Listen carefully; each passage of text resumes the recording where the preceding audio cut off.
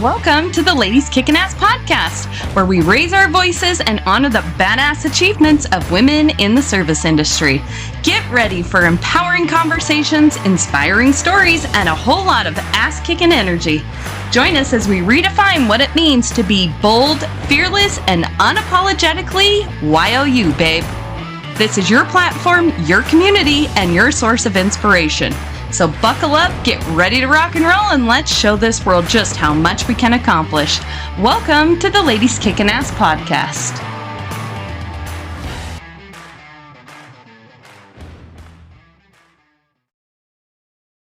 Ladies, well, this one is going to be a good one. I can already tell because my guest and I have already been speaking before we hit record on this one, and this is going to be a sensitive topic, I think, for some of us, but a very difficult conversation that we need to start having with more women.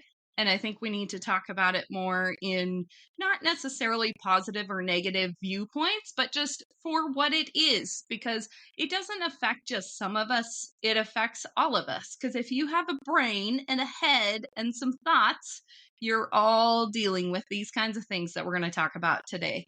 My guest today is Becky Scheliga. Did I do it right? Yes.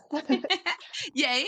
And she is going to talk to us about what she does revolving around mental health, different things that we can be aware of, really living into our authentic selves. She is a coach. She's got really exciting things coming down the pipe in her business. And we just want to have a really honest conversation today about the different things and ways women deal with mental health, self-care, self-worth, and all the things that surround that. So Becky, thank you so much for being on the podcast today.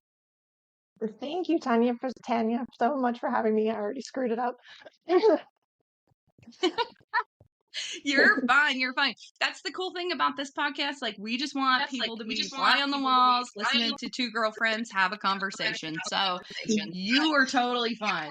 I am very passionate about women starting to look at themselves as their number one priority.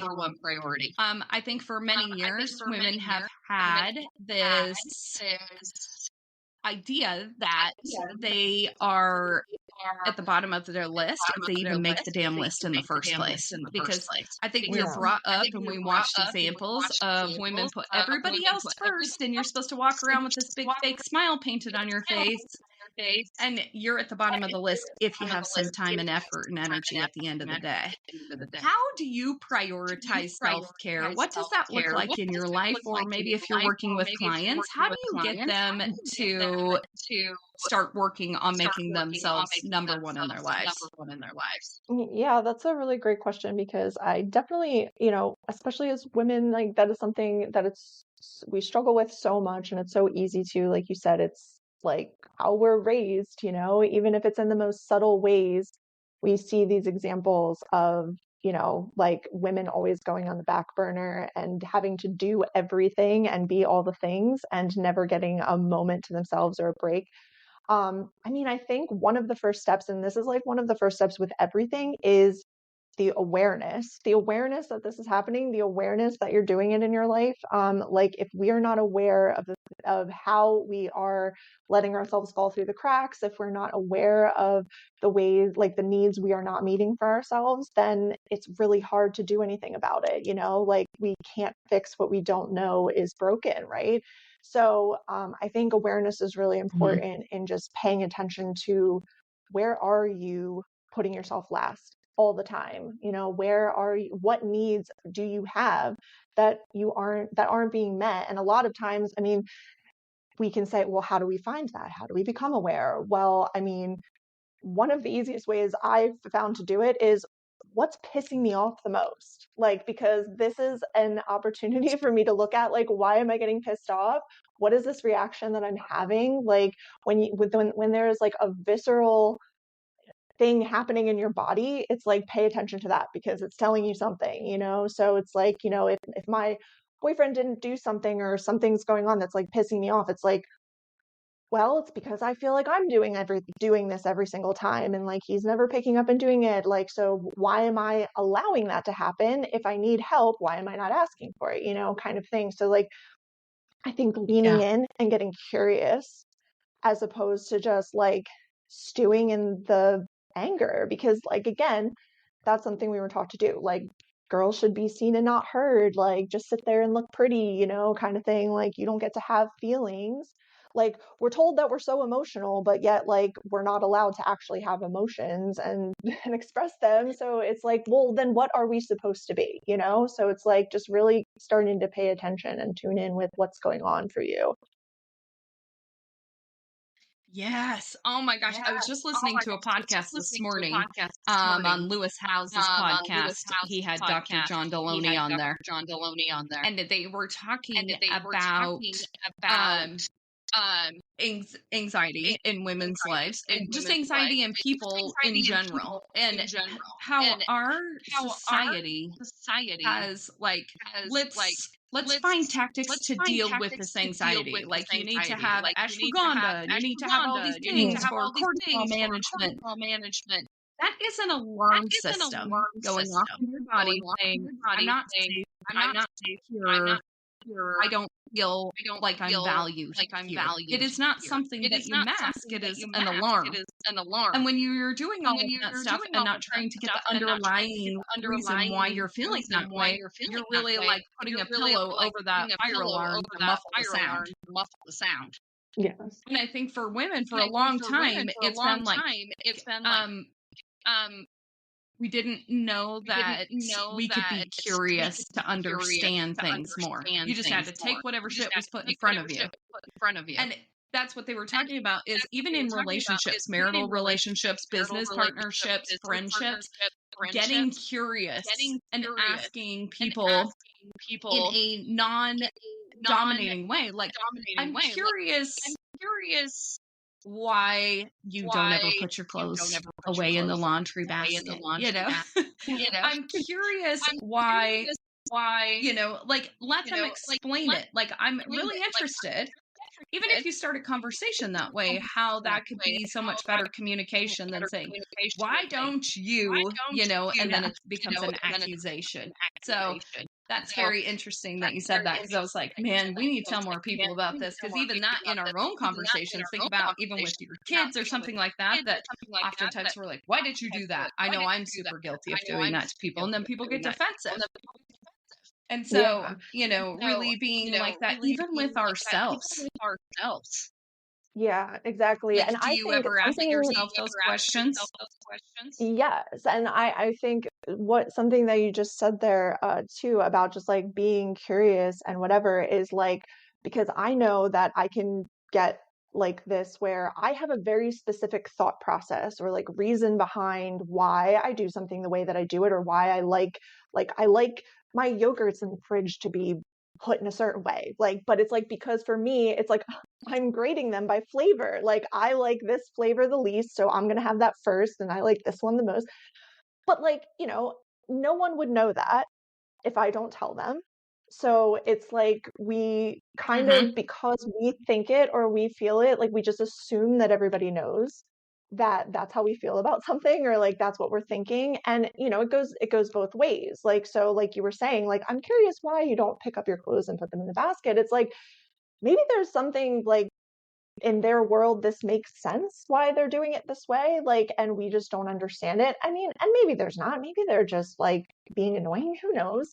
But like I just think that like from a human behavior perspective, like again, I find thought processes fascinating. Like why are you doing what you're doing the way that you're doing it? Like, really digging into that, and just like Yeah. that's so fascinating to me. And I think that's why I love doing this work, because it's all about like really getting to know yourself, and in turn then you can start to observe in others, like, and start to think that as well. Like why are they doing that way, or like that's very interesting that they do that way. But like again, coming at it from a space of curiosity over like judgment.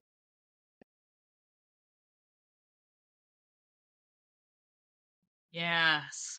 And I think it's important. I'm guilty. I'm so guilty of this. You could ask my husband, he'll tell you a million times. It's the way you come to someone to get Mm. answers for those things, you know? Is that a challenging thing? Like, why the hell do you do this? Or like, I'm curious if you can explain, like, I'm curious about this. Yeah. It seems a little less domineering when you're coming at it from that direction too. So I think that's even good with people in business. Like, instead of being like, why the hell did you do this at this job? Instead of saying, walk me through your process at this job.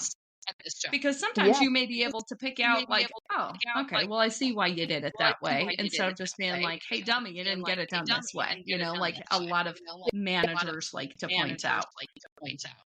Yeah. I mean, there's so much subtlety in it. Like sometimes I'm like, it's amazing that anything gets done in the world ever because there's so many subtleties like in body language, in tone, in like you know what I mean? Like, and just again, like us getting lost in our own heads of like, and we know why we're doing it or whatever. It's like the fact that anything gets communicated properly or in a way that someone can understand what's going on. It's like, it's mind boggling, but it's like a space where I think we could be so much better with it if we just, again, like come back to this awareness, like let's start looking at these Hmm. things, beneath the surface as opposed to just constantly being on autopilot, because that's what a lot of us, I feel like, are really doing is we're just operating just automatically, not really thinking about things. And I mean, our brain is designed like that to a certain point because, there's so many thoughts we're having. There's so much it has to process in a split second. So of course it has to like weed out, okay, that's not important. Like this is just how you've done it before. So just do it again that way. But I think the more we can kind Yeah. of like catch ourselves and train our brains, because they can be trained, they can be rewired, we can make new pathways and new patterns. So I think that's just really important to remember, like we don't have to be on that like autopilot all the time and just doing what we've always done because we've always done it.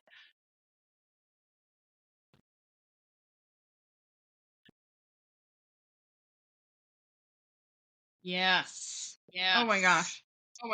There's so much that women are dealing with as far as different kinds of mental health. Um, we were talking about this before we hit record. Like, I hate when people refer to it many times as like, this is a mental illness you have. Like, it is not something that is like many times. And I get that there are mental illnesses, like just like there's heart illnesses and there's stomach illnesses and there's things like that. But I think that oftentimes like things like depression and anxiety are ruled as a mental illness, and it's an alarm system for things that are going on in our life that we need to take care of. I think a lot for working moms, entrepreneurial women, people that are trying to handle a ton of shit at the same time. It's really your internal fire alarm saying something's got to give a little bit here because you're not designed to work this way. So when you're working with people through your business, how do you get them to kind of like lay it all on the table and then assemble it in a way that they really can and should be handling stuff in order to make some of that depression slash anxiety subside?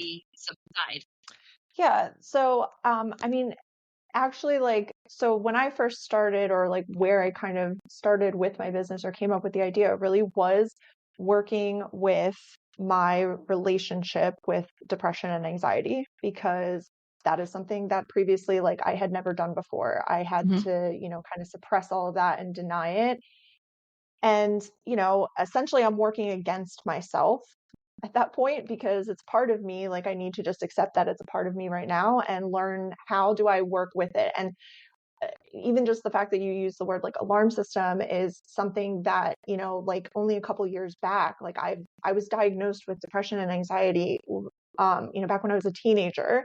And it took me 20 plus years to figure that out because I wasn't allowed to figure it out. Um, and so, like, depression really was like my alarm system for like, when am I out of alignment? Like, when am I doing things that I don't want to be doing? Like, and why am I doing those things?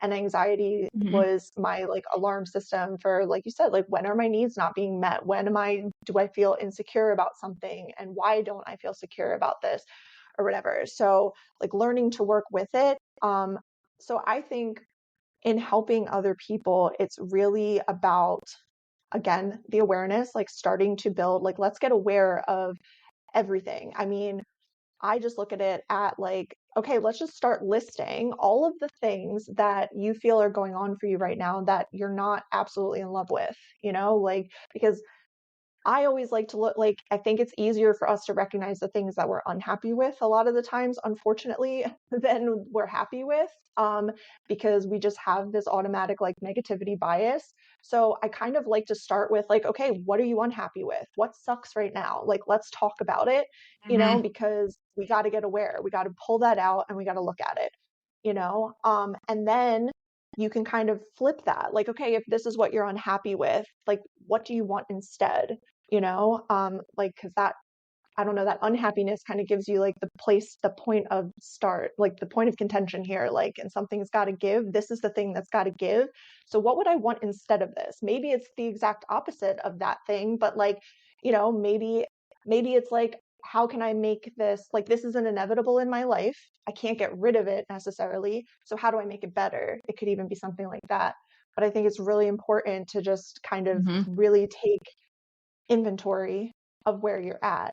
And that really involves like being honest about where you're at, which can be really difficult and challenging sometimes. But I think that's where like I like to be a really safe space for people. That's really important for me, is because, I mean, I grew up in a very hostile environment.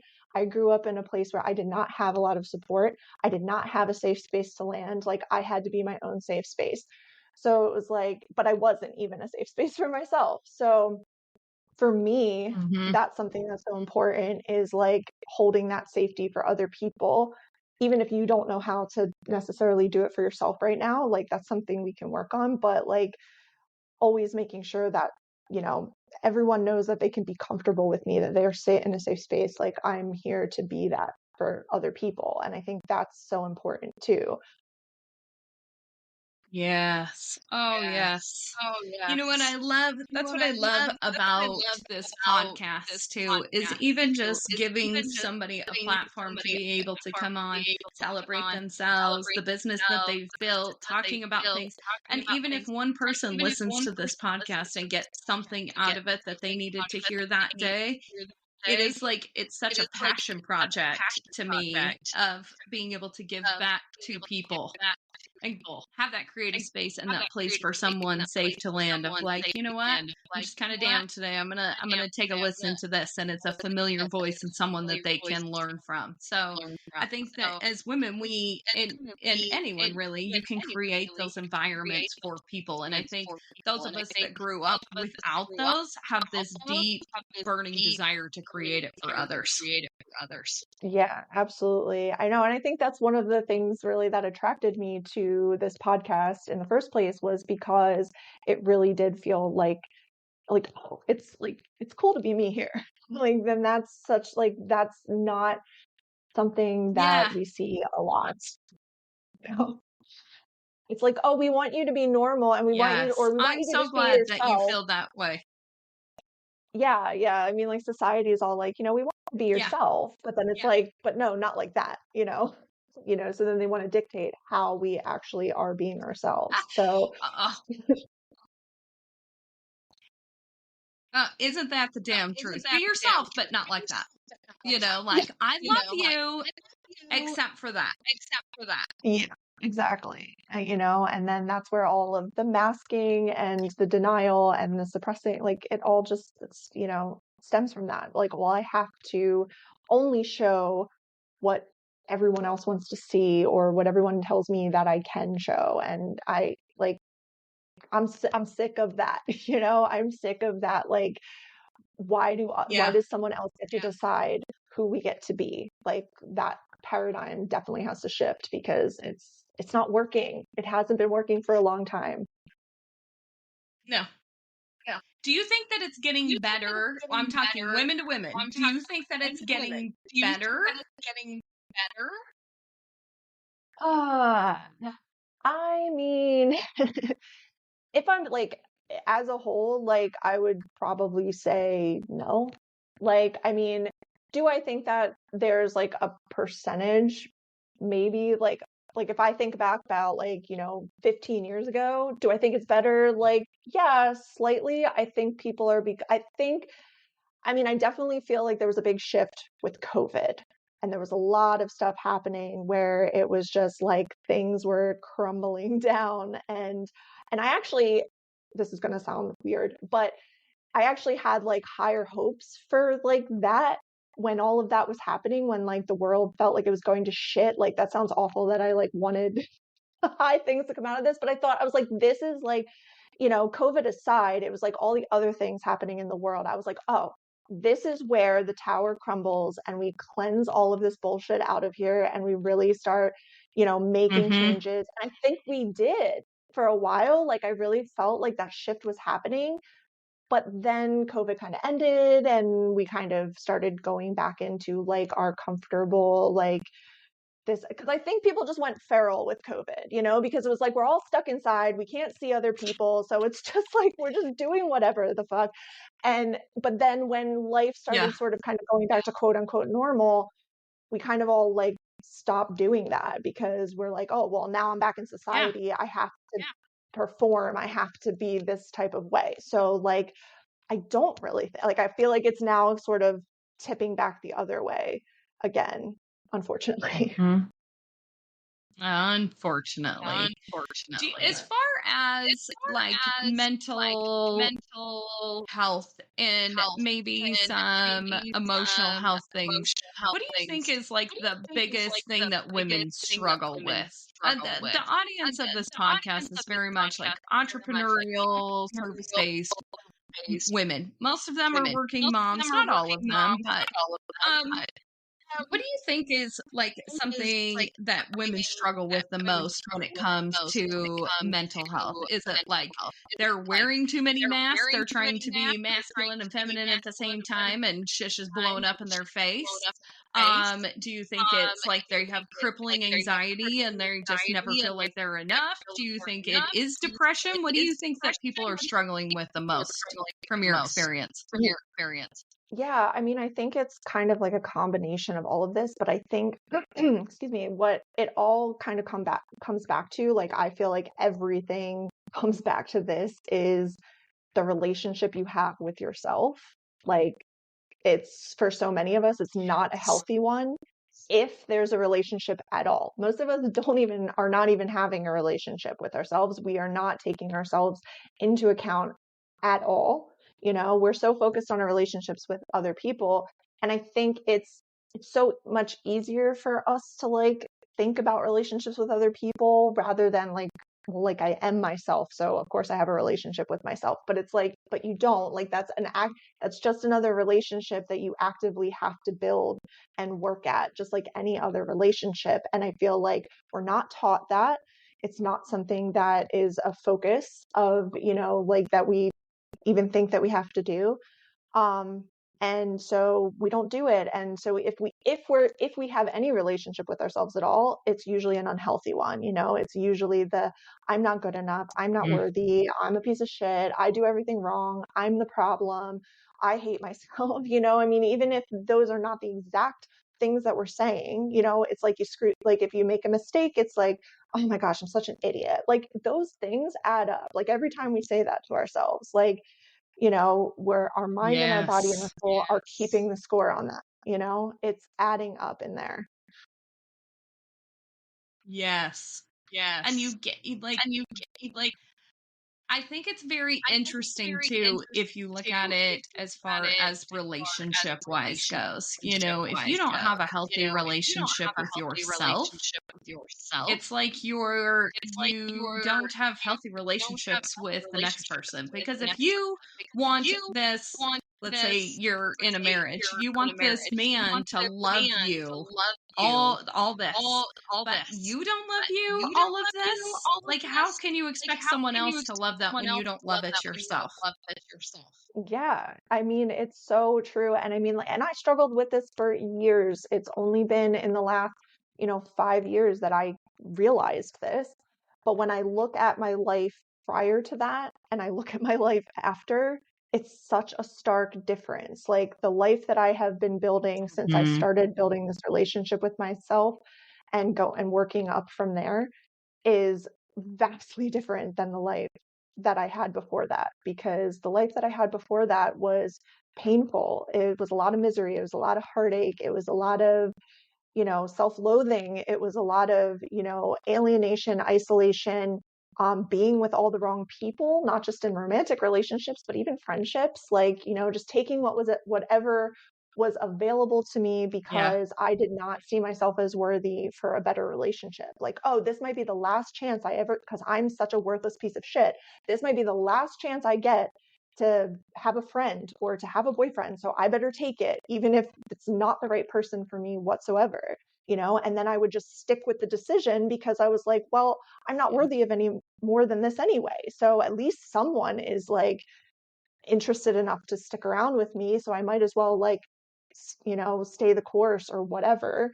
But it's like, God, when I look back, like I say it all the time, like when I look back at that girl, like I just want to give her a big hug, like she went through so much that she didn't Yes. have to.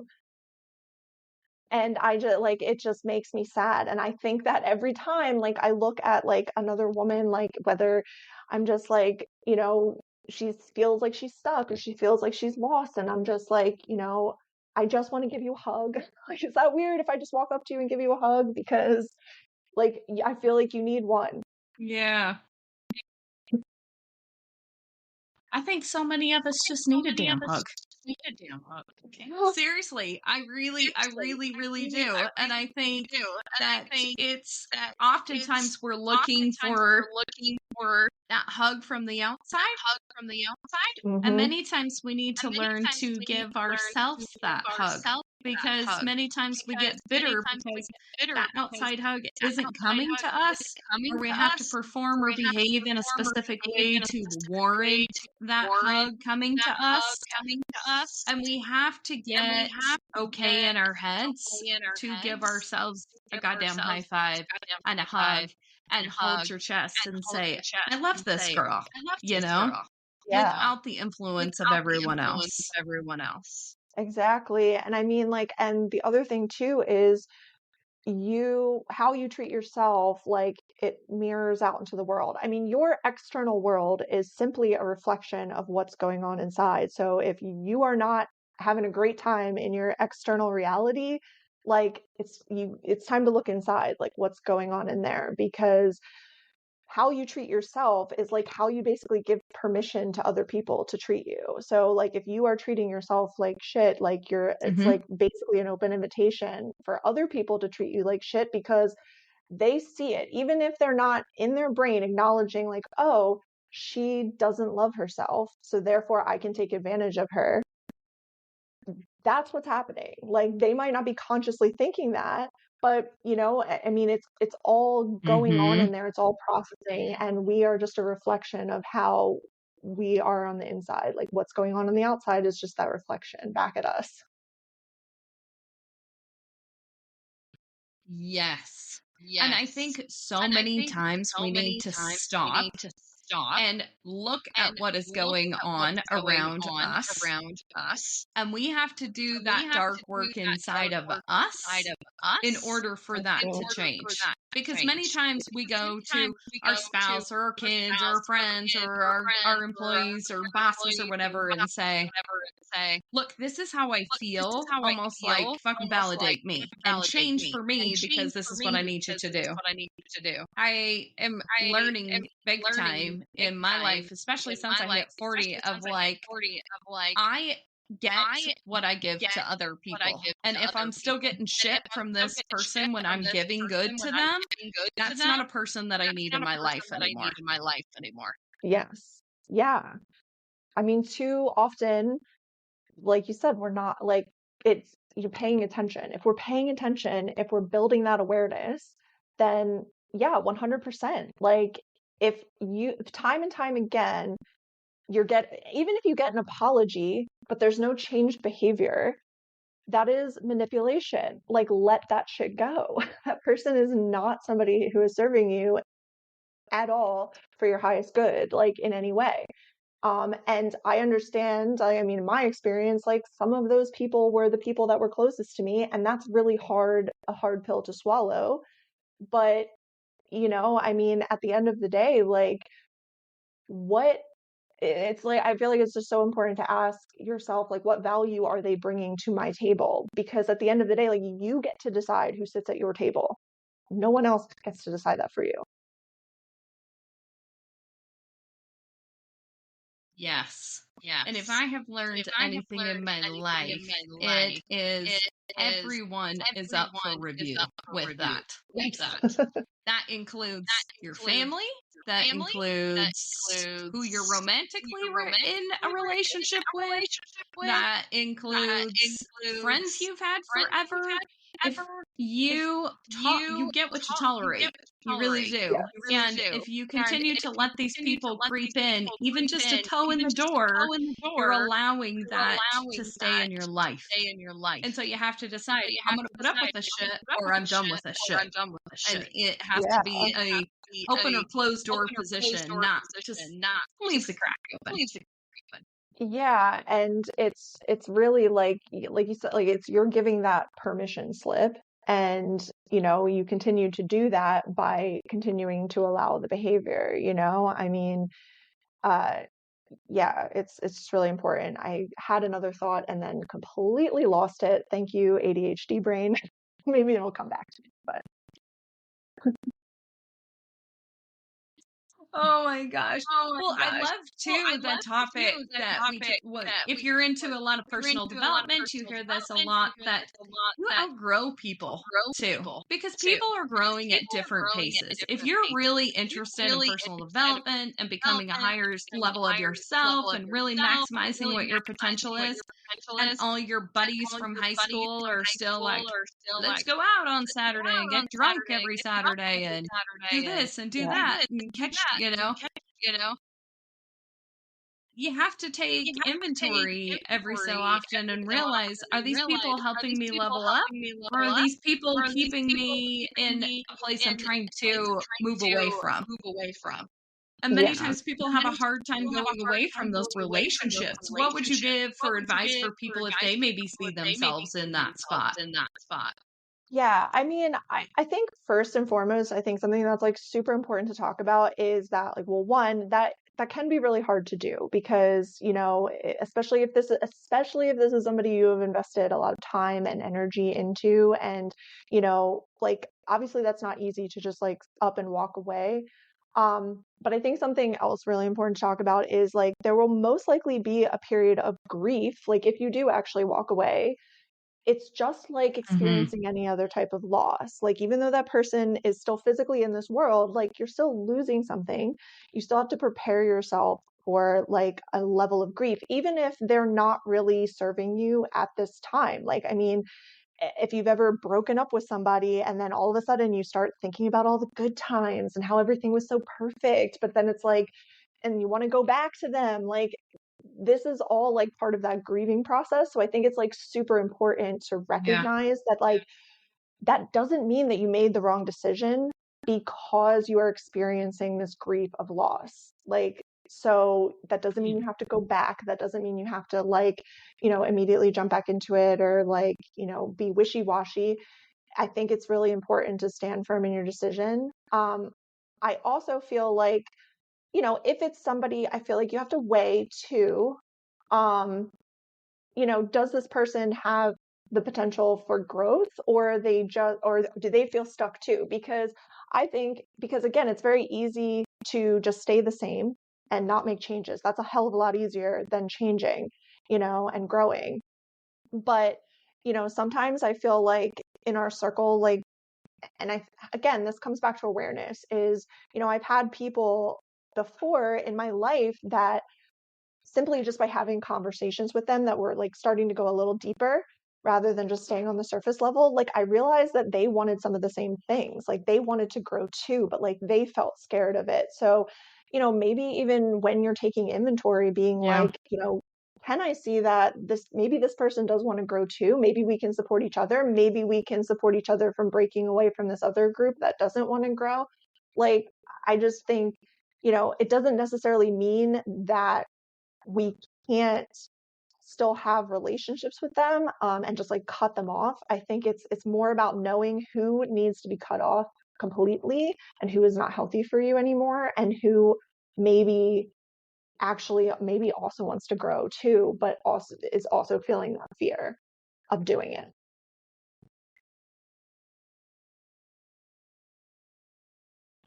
Yeah, that's huge because communication, you got to communicate about that too. I think something as women that we try to do a lot too is we're like, I'm going to fix this. I'm going to get this person to love me. I'm going to get this person to like me. I'm going to do this. But if you can't have the communication that you're both all in to work on a relationship to save the relationship, not even to save it, because if you're at a place where you're considering walking away, you've got to both be on the same page about rebuilding a relationship. Because I think a lot of times we try, when we're saying like, I got to try to save this relationship, then you have all these, well, it used to be this, and we used to do this, or, you know, do what we used to do. And we're always living in the past instead of trying to live in the future. But if we just say, okay, that was bullshit, that didn't work, obviously, what we were working with here, can we try to rebuild this into something new and could be even more beautiful than the original thing was in the first place? I think that happens a lot with marriages. Like, if you can't both be on the same page to rebuild something when you're on the verge of a divorce, you're just trying to fix it all the time, all you're dwelling on is the previous problems. And then Yeah. it's just a blame game going on back and forth with each other, which can even evolve into friendships. Like, how many times have you had a friendship with a girlfriend and something kind of falls apart and you're like, well, let's fix this? Often it's not repairable because what happened tends to shadow over anything good that moves forward, because we can't put the bad stuff to bed and just plan on building something new. What's your Yeah. feelings on that? Yeah, no, I was gonna say, I think, and this is, I feel like this is a great lie that we're told like all throughout our lives. I mean, especially as women, because, we're fed that fairy tale bullshit all our lives, that the knight in shining armor is going to come and save us, and, whatever. And then we live happily ever after. And it's like, I feel like these things are a choice. Relationships are a choice. Happiness is a choice. Love is a choice. Like, these are choices that we make. They don't just happen to us, like, I think because here's the thing, like, you might be madly in love with someone, there's that whole honeymoon phase of a relationship, but that very often fades. Like, that doesn't stay around forever. It can, but you have to choose to recommit to that every single day, So it's like, I think we've been fed this, like, Yeah. oh, you just fall in love with people, and like, and it's just supposed to happen naturally and whatever, and you don't have to work at it and you don't have to try. Like, that's not real life. Like, yes, obviously you might meet people that it's easier to have a relationship with them than others, where it does come a little bit more naturally, but there's still going to be days that they annoy the living shit out of you. Like, no matter how much you love them or care about them, like, they're going to do things to irk you. They're Yeah. going to do things that like you don't like.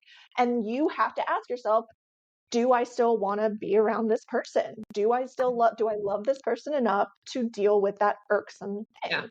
I mean, like, that's a choice. So I think the more that we can recognize that, like, we have like power in this, we have agency, rather than like these feelings are something that happen to us, like kind of taking our power back and knowing that like we get to make choices in how we feel about things, and and how we react to things and how we deal with things, and the people, and that goes with the people in our lives and the relationships that we have as well. It's really like being aware of that. Like, we have a lot more Absolutely. power than we think, or we're told we do. Yeah. And I think this, just to kind of tie it all together with kind of what we started with here about like stress and anxiety, and sometimes we get depressed over these relationships that we have with different kinds of relationships in our lives as women. It really, you have a choice. Yes. And I think sometimes women forget that they have a choice. You have a choose to stay, you have a choose to change, you have a choose to grow, you have a choose to feel like you're stuck. And I just, through this podcast and this conversation, thank you for being so real today, Becky, because this is so Yes. cool, is that I just want women to know that they have a choice. Yeah. Because I I mean, watched and women growing up my entire life that didn't think they had a choice. yeah. Oh yeah, 100%. And I mean, and like it really, I mean, society as a whole too, like that's part of the whole grand scheme is like they want us to think we don't have a choice. I know that sounds like almost like conspiracy theorist or whatever, but like if you just look at our society, there's enough evidence to show you that like things are designed so that we have less of a choice, or feel like we have less of a choice, or to make us think that we have less of a choice than we actually do. And I think, the more that we can do stuff like this, where we are building each other up rather than tearing each other down, like we're all on the same team here. The more we stick together as women and build each other up, like that inevitably will have to shift. But that's where we have to come together, and we have to make these changes, and we have to make those choices. Yes.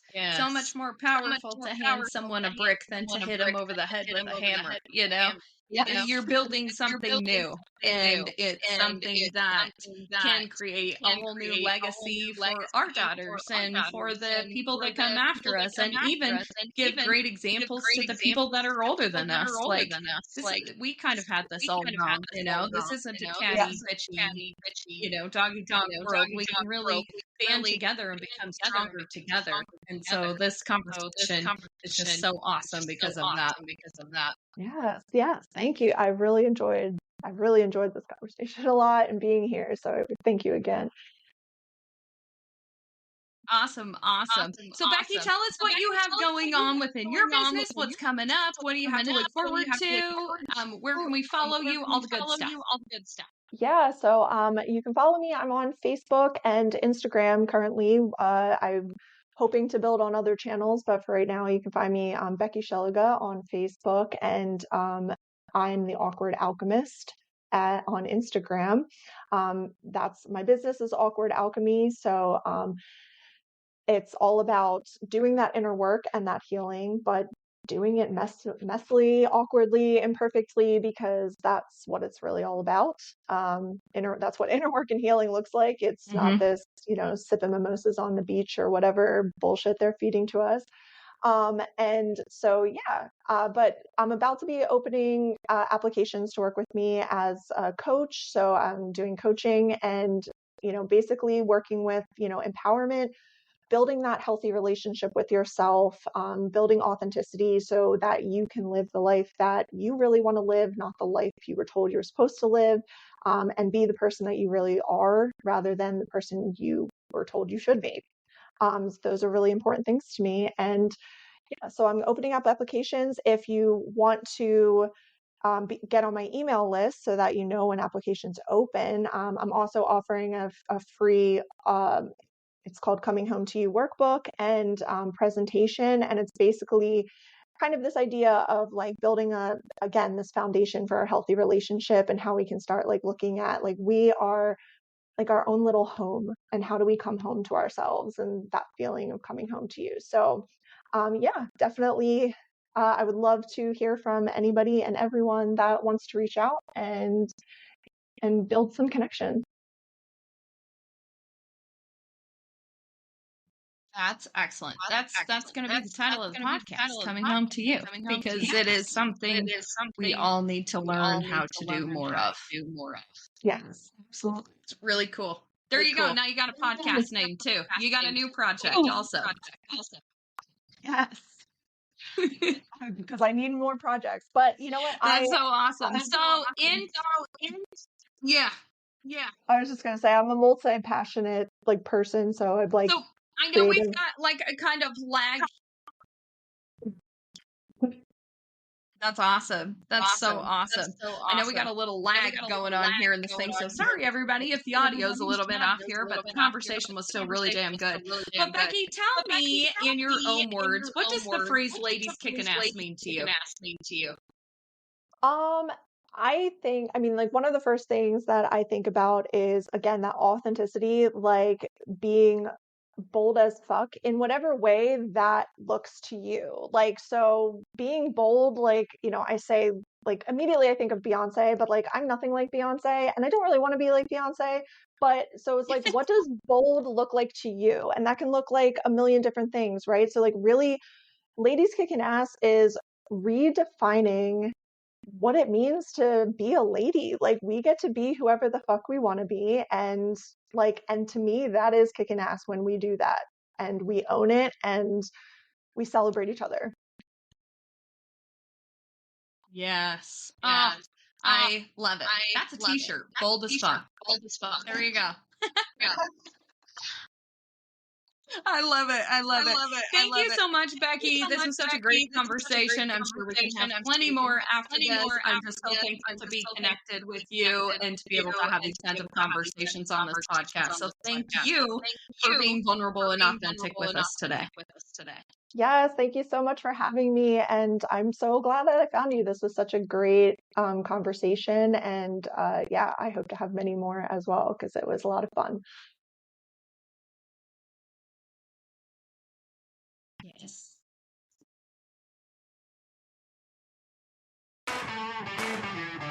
Thanks for being part of the Ladies Kickin' Ass community. Cheers to all you badass women out there. Keep rocking your power, igniting your fire, and making waves in the service industry. If you loved today's episode, please do me a quick favor. Take a screenshot, post it, and tag us at Ladies Kickin' Ass. Be sure to include the link to your favorite episode. Your support in spreading the word means the world to us as we aim to empower even more women. Hit that subscribe button to stay tuned for more kick-ass episodes. And don't forget, a 5-star review is the ultimate high five. Connect with us on social media. All the links are in the show notes. Thank you for being part of our tribe. Now go kick some serious ass, lady.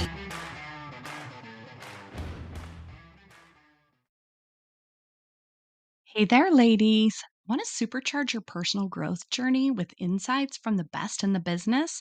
I've got a treat for you. I have been raving throughout many of these podcasts about this incredible self development app called Growth Day. Imagine learning from industry powerhouses like Mel Robbins, Ed Milet, my girl Lori Harder, Brendan Burchard, Mel Abraham, Lisa Bilyeu. Oh my gosh, there's so many more. And guess what? Every Wednesday, they teach live that you can watch them and interact with them through this app. It's so incredibly cool. Beyond their wisdom and live coaching sessions, there is another incredible feature that I am obsessed with, though: the journal section. I use it every single day, whether it's either to brain dump, reflect on my feelings, remember things for my business, or dive deep with their brilliant journal prompts. I'm never at a loss for words when I sit down to journal. How freaking amazing is that? And because you're part of our podcast family, there's a special treat awaiting you. Click the link in the show notes below to check it all out. Embark on an incredible journey with Growth Day. Remember, every new day is an opportunity to grow, reflect, and evolve. And that is what we do as ladies who are kicking ass.